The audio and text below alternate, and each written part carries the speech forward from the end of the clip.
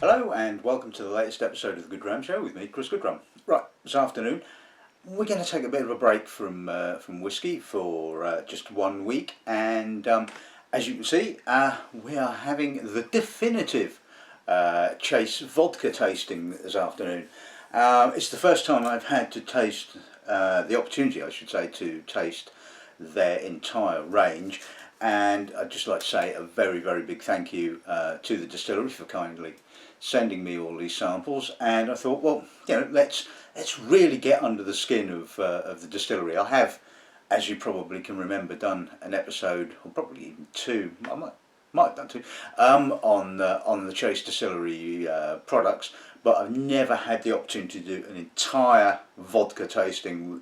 All their weird and wonderful different vodkas that they do. So I'm not going to do any waffling this afternoon because I've probably said it all before, and we've got quite a few vodkas to get through. So I think we'll just introduce this afternoon's sort of lineup.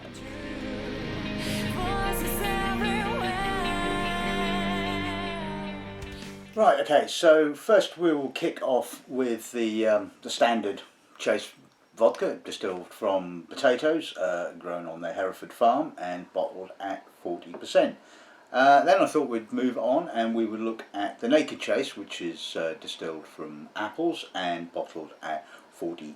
Then we're going to move on to the more speciality bottlings they do. We're going to look at the English Oak Smoked Vodka, which is bottled at 40%.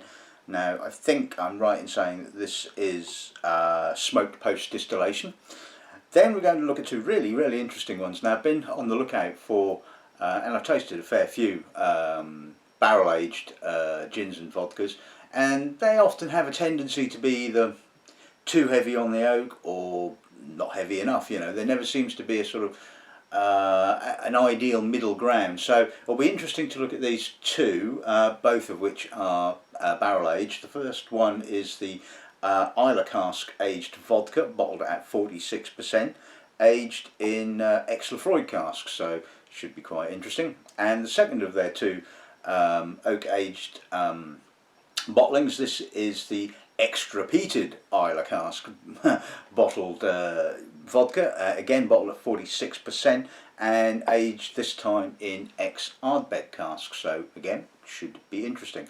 And finally we're going to look at the two flavoured vodkas, the first one being the Marmalade vodka, bottled at 40%, and finally the Rhubarb vodka, not exactly my favoured fruit, it has to be said, or again bottled at 40%. So quite an interesting little lineup. Hopefully, like I've said on many occasions, I like my gins and my vodkas to at least give me some kind of the character of their base product, what they're distilled from, and having tasted the Chase range in the past, I think that is definitely the case, so hopefully it still is. So let's make a start and taste some vodka then.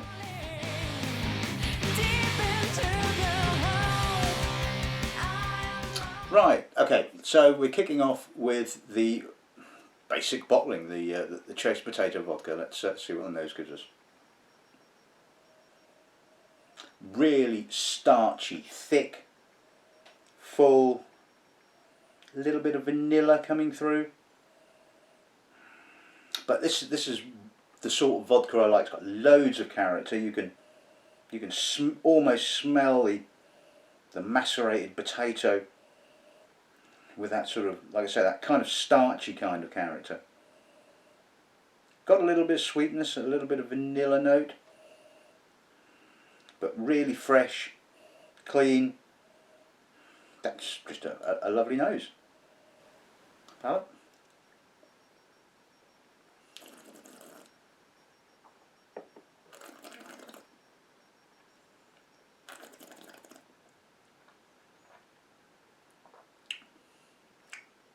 Again, full, rounded, quite starchy, very creamy, very soft. Lovely intensity though, not too harsh, not too alcoholic, just about right really, it has to be said. Pretty long in actual fact, loads and loads of character like I said, so Really, really very, very good vodka. So yeah, nice starter that one.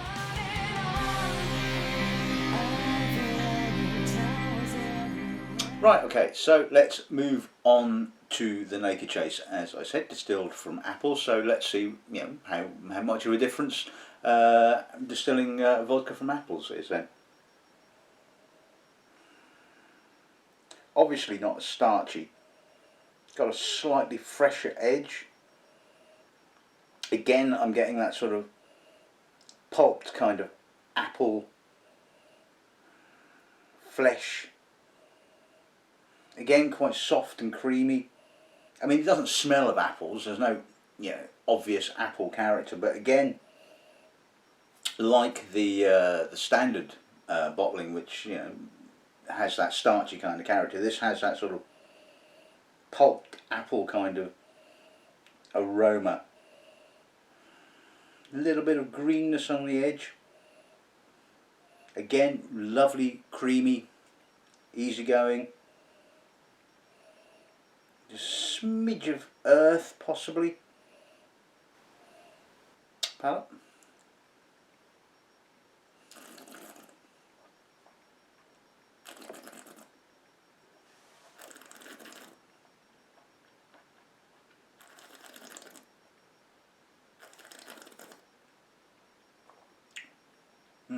Again, soft, rounded, a little bit fresher than the potato vodka. A little bit more of a bite in the finish, a sort of an apple skinny kind of bite.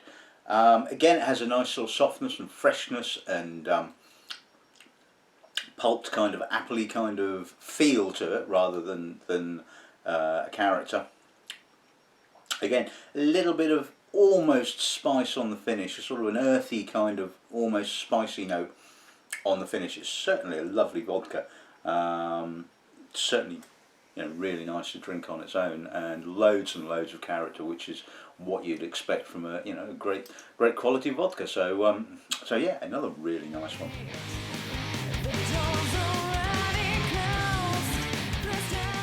Right, okay, and moving on to the English oak smoked vodka again now. Let's see what the nose gives us on this then. Oh yes, you can smell that oak. Sort of green, slightly damp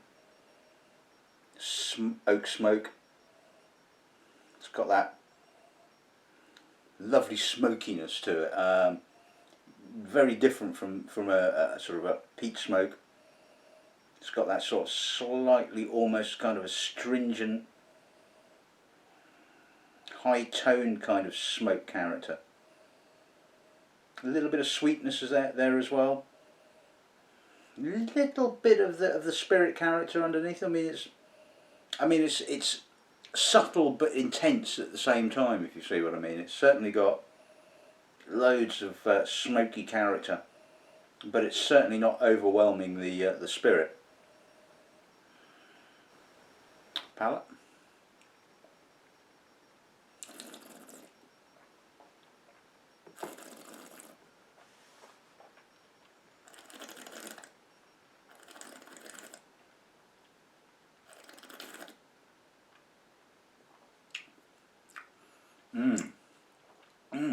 All that intense green, oaky, smoky character certainly comes through right on the finish. But first up, you certainly get the sort of the fleshy vodka kind of character. Got a bit of a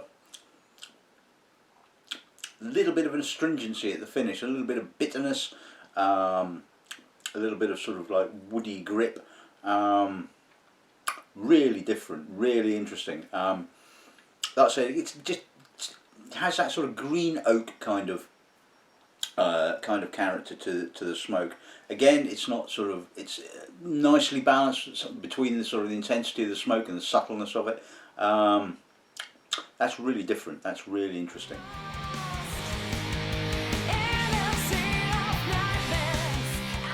Okay, so let's move on to the first of the two oak aged. And now I don't think it spends very much time in the oak, as it doesn't have a sort of, you know, a dark colour, shall we say. It's still quite light. I mean, it's actually not as dark as the the Marmalade vodka. So let's see what the nose gives us.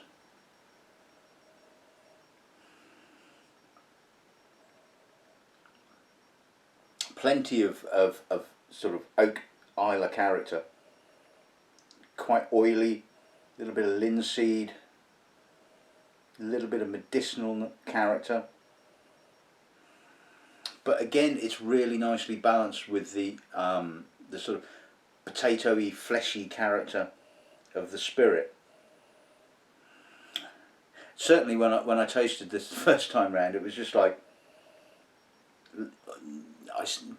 I wrote in my tasting notes Lefroy Light, because it was like almost kind of like really nice new make Lefroy almost, but without the sort of oily, sort of youthful, off the stilly kind of character. I mean, if Lefroy new make was like that, that would be dangerously drinkable. Not that Lefroy isn't dangerously drinkable anyway, but that's nice. A little bit of wood vanillins. Again, it's just all really well balanced. A little bit of creaminess, but lovely subtle notes. Palate.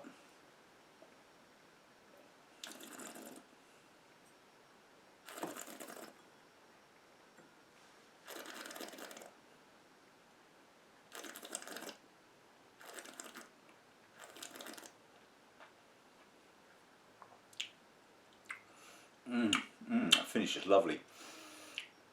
Completely different to the oak smoked vodka. It's got obvious peat character, the slightly more medicinal peat character. Lovely sooty aftertaste, sort of, you know, classic Lefroy notes kind of coming through on that. A little bit of saltiness as well. Really well balanced. I'm still getting the character of the vodka, but certainly the Islay cask has not overwhelmed it, and it's not just sort of like all peat and no trousers, so to speak. So really nicely balanced. That's very nice.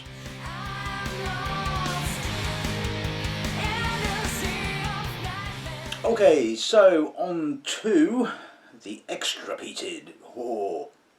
See what the nose gives us then, shall we? Fuller, getting more orangey kind of notes, which I often find with Ardbeg. Deeper, oilier, probably a little bit more cask than spirit character, it has to be said. Bit of tar, sweeter peat, less medicinal, a little bit more woody, again as you would expect. I mean, I remember when I first tasted this, before I actually knew that it was aged in ex-Ardbeg casks, I thought it was aged in ex-Bamor casks, because it had that sort of slightly more Bamor-y kind of character to it. But either way, that is lovely, really nice. But like I said, it's a little bit more heavier on the Ardbeg cask than the spirit, but still really nice. Palate.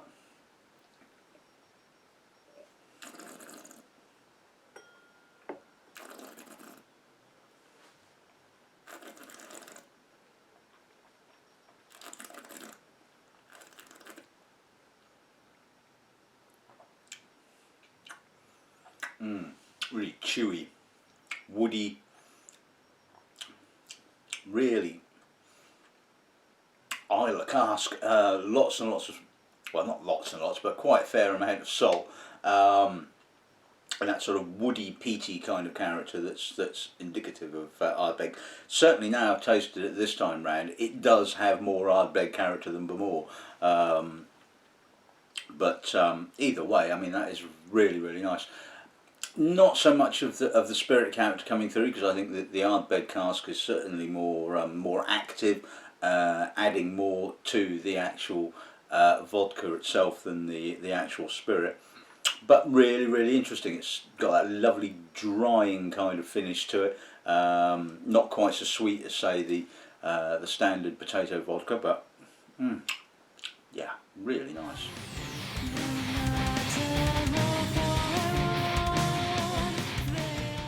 Okay, so let's move on to the Seville orange marmalade now. I think they macerate the Seville orange in with the spirit before redistilling, and I've never been a great fan of flavoured vodkas. They often tend to be all just OTT on the flavour. It's kind of like, oh yes, that's flavoured. Yeah, I can tell what that is, and they just tend to be a little bit too obvious.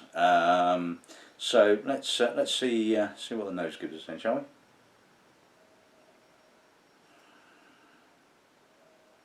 It's quite subtle. It's oily and orangey and marmaladey, obviously. Quite sweet, but not over sweet.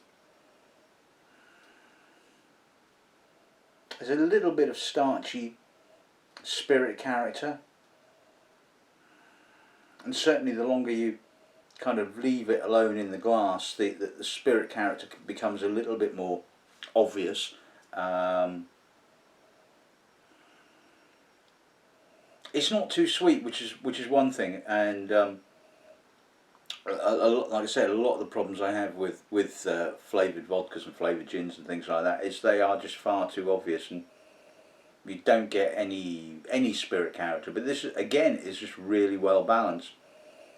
It's almost got a really earthy kind of character, a sort of, you know, like there was chunks of earth attached to the oranges when they chucked it in the vat. You know, a really natural, not sort of OTT sweet orange kind of character. It's really nice. Up.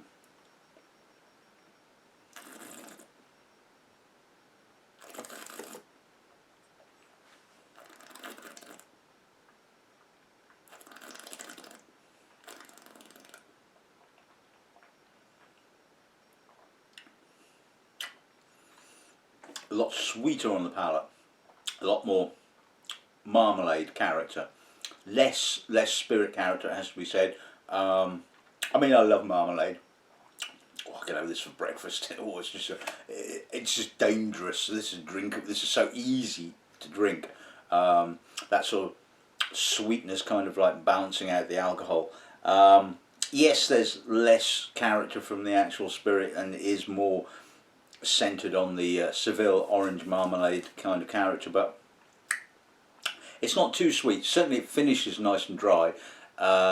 Some flavoured vodkas can just be all about the flavour, and they just keep going and going and going, and you just get a sweet, sickly kind of character.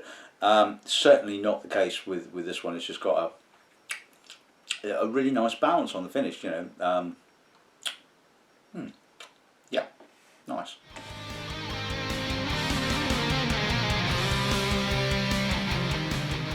Okay, so I kind of left the rhubarb till last because I don't like rhubarb. I cannot stand the stuff. I mean, my parents used to grow it and in their garden, and I just remember no matter how ripe the damn stuff got, it was just, oh, bitter and, oh, no, rhubarb, no. Lovely colour though, well, kind of, well, yeah, girly kind of pink. And, right, well, let's see if this smells of rhubarb then. Actually, I'm not getting a great deal of rhubarb, to be honest with you. I'm getting more of the sort of starchy, potatoey, you know, potato vodka kind of character. There's not an awful lot of rhubarb there at all. There's a little bit of sweetness, a little bit of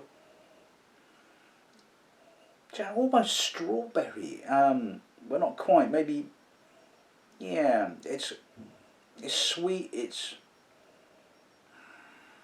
I don't know. This is a bit of an odd one, it has to be said. I've never tasted this one before. I mean, I've tasted their the rhubarb liqueur that they do, and yeah, that kind of honks and tastes of rhubarb. So I was really not overly enamoured with that. But you know, I'm really struggling to get rhubarb on this at all, and I seem to sort of pick up rhubarb quite well because I don't like it, you know. Yeah, there's kind of a sort of sweetness kind of in the, well, not even in the background, it's kind of there. I mean, it's pleasant, but you know, it's certainly not got the kind of character of the Seville orange marmalade where you can go, oh yeah, that's definitely orangey. You know,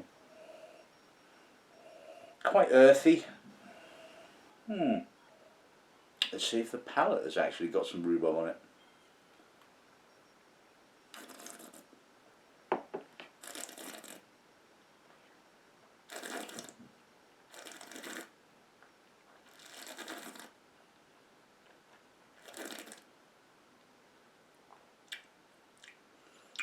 Yeah, it's got that rhubarby bitterness. Although it's actually pretty sweet, it's actually pretty ripe, and it's got more of a kind of crystallised cherry kind of character almost.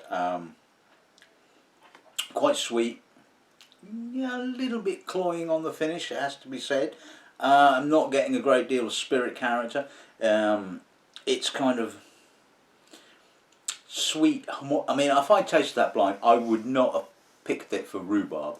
I would have probably been going cherry, maybe, you know, possibly raspberry. I'd have been going all around the houses because, I mean, it certainly doesn't have that kind of astringent, bitter kind of rhubarby character that I kind of know and don't particularly like.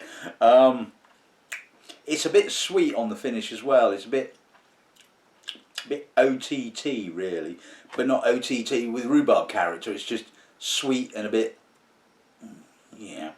So not my favoured one out of the bunch, shall we say.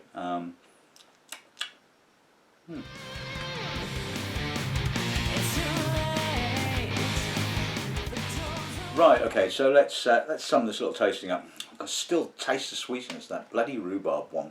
Oh.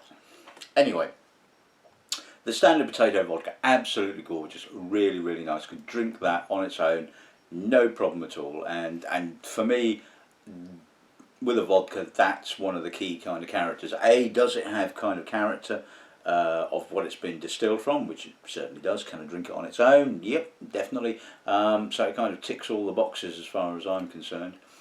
Pretty much the same with the apple.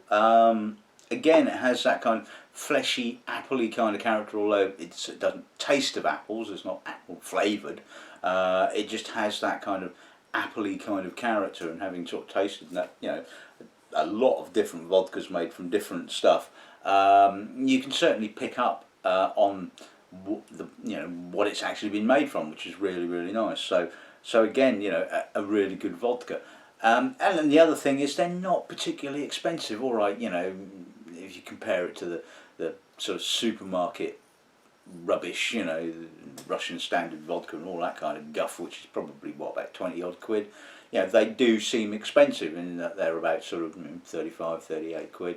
The cask ones are a little bit more expensive, but you know, this is damn good quality stuff, and it's British, you know, and it's really, really good. I love the oak smoked one. I mean, it is just so different. It's so off the wall. It has that green oak kind of smoky character, which is just like, you know, really, really interesting. And I think if you're really into your vodkas and you know, you want something slightly different, then certainly I think that's worth a go. The Islay cask ex Lafroig one, yeah, I like it. Like I said, it reminded me of Lafroig Light. It's kind of like almost you make Lafroig without the new make character, if you see what I mean. And really, really nice. And if you love your peated whiskies, it's kind of, it's a sort of an entry into sort of vodka, you know. It's sort of people that drink Islay whiskey and go, God, I don't drink bloody vodka. It doesn't taste of anything, you know.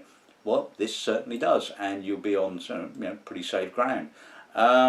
Same can be said for the extra peated Islay cask vodka. Again, probably a little bit more cask character than vodka. A little bit more sort of Ardbeggy, but you know, no less interesting whatsoever. And the flavoured ones, well, I really like the Marmalade vodka. It has a nice balance. It's got some sweetness, it's got some marmalade-y kind of character, and I love marmalade, you know. Probably too much, it has to be said, and but it has some character of the actual spirit, which is again what you want from a flavoured vodka or flavoured gin or flavoured whatever. You know, you don't want to just go, oh, what, it just tastes of whatever it's flavoured with. But which leads me on to the Rhubarb, which I've probably said enough about, it has to be said. Quality wise, really, really good. I wouldn't have picked it as a vodka flavoured, a rhubarb flavoured vodka. And so, yeah, I quality wise, it's all right. It's okay. Doesn't really appeal to me, it has to be said. I think I'd certainly prefer the Islay cask ones. So there you have it. It finishes on a bit of a sour note, so to speak. But I think overall, this has been a really, really interesting tasting, and I think, like I said, I think if you're into your vodkas, you like, vodkas, craft vodkas with kind of character and style, then the Chase ones are definitely worth going for. And apart from the Rhubarb one, we stock all of these because they're just damn good, so yeah, there you have it. That's this week's episode in the bag, so to speak. Next week we'll be back on the A to Z of whiskey. I'm not quite sure what I'm going to be doing.